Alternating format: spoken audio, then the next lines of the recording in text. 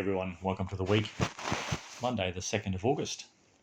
Today we're talking WGC, the gold demand trends for Q2 2021.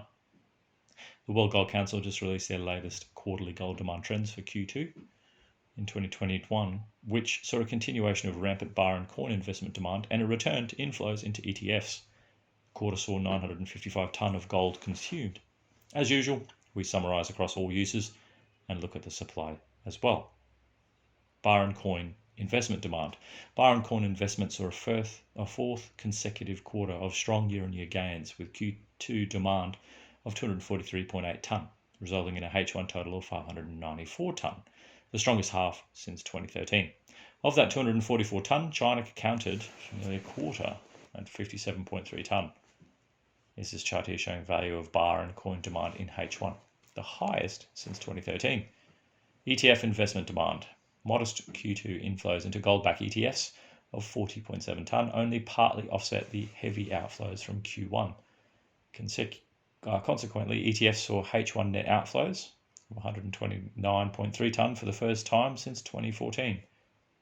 Modest Q2 ETF and inflows only partly offset by significant Q1 outflows in this chart shown here. ETF outflows slowed sharply in April before reversing in May and resulting in the net inflows of 40.7 tonne for the second quarter. These inflows were less than 10% of the huge 427.5 tonne inflows we saw in Q2 2020 and help explain the sharp year-on-year drop in overall investment. The net result for H1 was outflows of 129.3 tonne in comparison with record H1 2020 inflows of 731.2 tonne. Little chart here just for comparison between 2020 and 2021, giving you a year-on-year indication.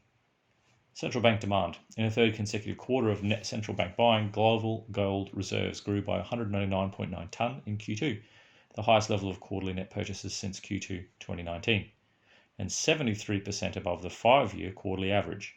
This brings net buying for H1 to 333.2 tonne.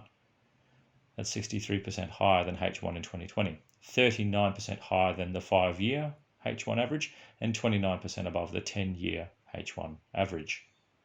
Having been relatively subdued in the second half of 2020, demand picked up in the first half of 2021, with almost two-thirds concentrated in Q2. Reported gross purchases by the IMF totaled 287.7 tonne over the first 6 months, with 9 central banks accounting for the vast majority of this. There's a little chart here showing the central bank demand picking up during the first half of 2021. Jewellery demand.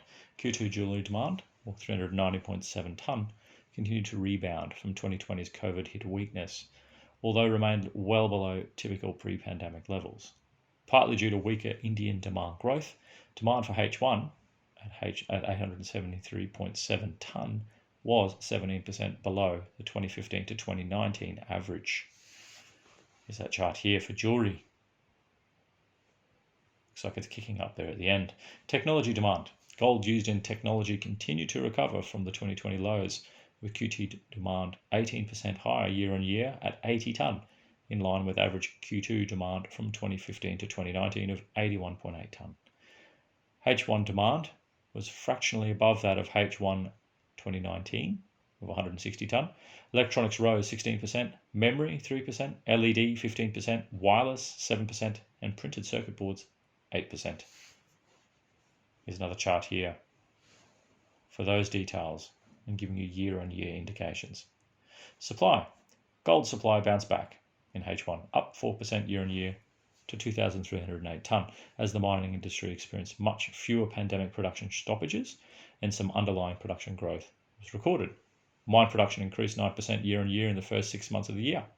Recycled gold supply fell 5% year-on-year in H1 despite higher average gold pricing, up around 10% year-on-year, as the economic recovery reduced the incentive to recycle gold. And that's that little mini report here from WGC. Great stuff. Thanks for listening as always. Remember, anzbullion.com.au for all things physical, at our Brisbane and Melbourne office for over-the-counter purchases and buybacks.